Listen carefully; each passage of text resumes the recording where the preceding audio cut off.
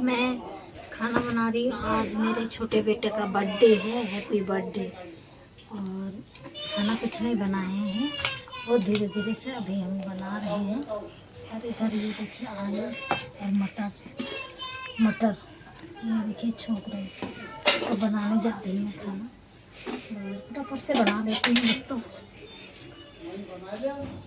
कि खांसी उसी हो जाएगी, इसीलिए वो उधर चले गए हैं बगल वाले कमरे में दोस्तों।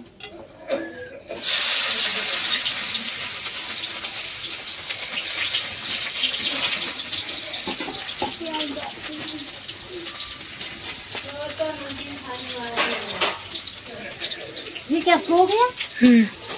अभी क्या सो गया था? आलू मटर का है सब।